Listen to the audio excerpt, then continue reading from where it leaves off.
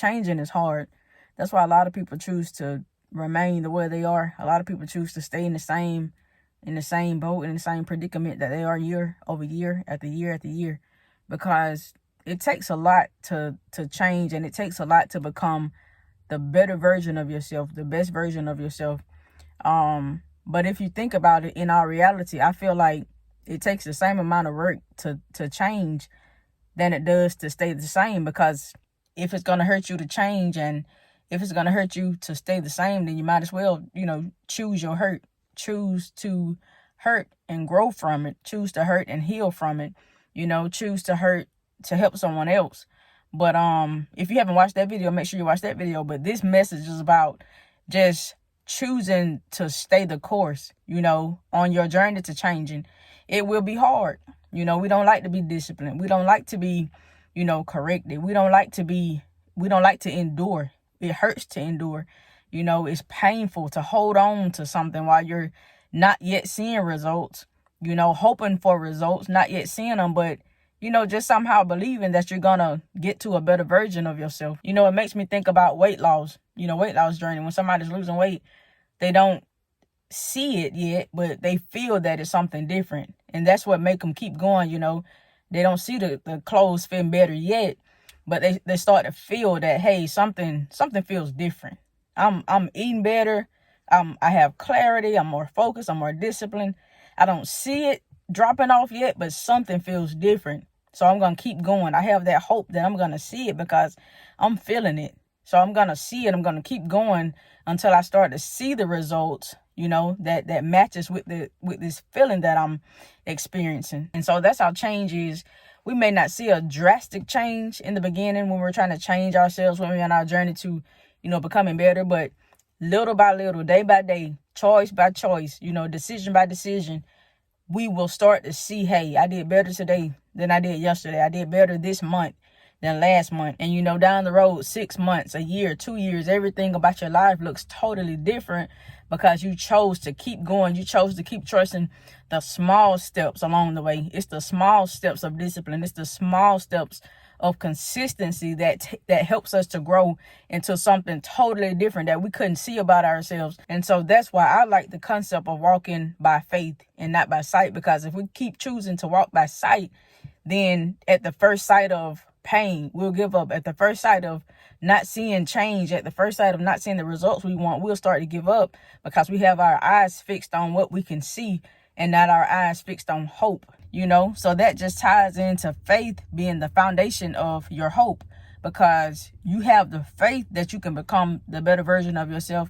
You have the faith that you can become who God told you can become, who God called you to become. So that's going to give you the hope to endure. That'll give you the hope to believe that you can eventually see the results of who you're meant to become. And in return, that hope is going to be the thing that keeps you going. It's going to be the thing that fuels you to get to the next step. And the next step is that thing that's going to push you, because if you don't have hope, you'll quit whatever you're doing. That's why a lot of us quit the things that we set out to do, because we don't have hope. We don't believe that it can be. We stop the weight loss journey because we don't believe that it's going to work. We don't start the business because we don't believe that it's going to succeed. We don't make plans because we don't believe in ourselves enough to believe that we'll see ourselves through the plan. I was reading a book or a quote or something, and it said something powerful. It was talking about how our enemies and haters and people, the white man and the naysayers and doubters, and they're not the reason that we don't make it. They're not the reason that we don't succeed. It was saying we are the reason that we fail. Our mindset is the reason that we fail, because the moment that we go out to do something, the moment that we make a plan to set out to do something and we don't do it, we procrastinate and don't follow through with the plan, we fail. Our mindsets fail because our brains force ourselves to make us think that we can't do it. You quitting, you procrastinating, you starting plans and never finish them, never follow through, you're setting yourself up for failure, because you're teaching yourself how to start something and never finish it. You're teaching your mind that you can start something and never finish it and be satisfied. And guess what the mind loves to do?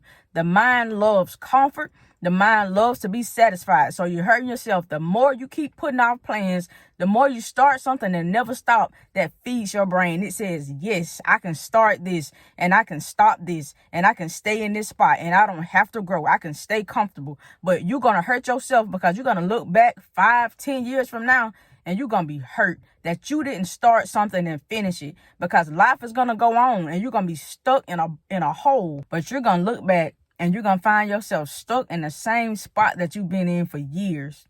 And it's going to hurt because you're going to realize that time went by anyway and you should have just changed with the time. And I do all right in life. But after today, I'm making a declaration that I'm no longer settling. I'm no longer allowing myself to live below the standard that God has called me to live, because I don't have to.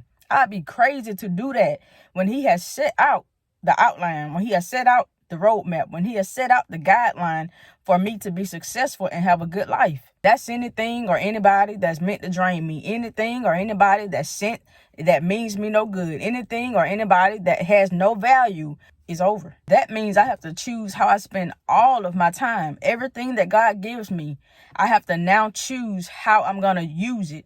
I have to be intentional about who I text back. It's some people that I'm not going to be able to text back anymore because they've been draining and wasting my time anyway. In the past, I've done that. In the past, I've wasted my time texting and replying to people whose value was down here. My value way up here. Their value is way down here. My morals is way up here. Their morals are way down here. You know, my character way up here. Their character way down here. It ain't gonna work. But don't you be that person. You be the person who's gonna change. You be the person who's gonna be disciplined enough to get to where you're trying to go. God said you can do it. I'm telling you that you can do it. Now you have to tell yourself that you can do it. Them people that you've been trying to change from 2022 to 23, 24, forget about it. We're heading for 2025. The people that you've been trying to drag with you from 1990 and early 2000s, and they still don't want to change. They still in the same predicament. Just cut it. You do the work. And the people who just refuse to do the work for themselves, you don't do that work. The people who refuse to change for themselves, you can't change them no way. Let them be the same. Let them stay the same. Let them go in 2025 the same. 2025 is going to be tough enough for yourself. It's going to be tough enough just for you changing. So you ain't going to be able to change you and them. If they don't want to stay, if they don't want to change, let them stay the same. Hope this video helped you. Make sure you like, comment, subscribe. See you in the next video.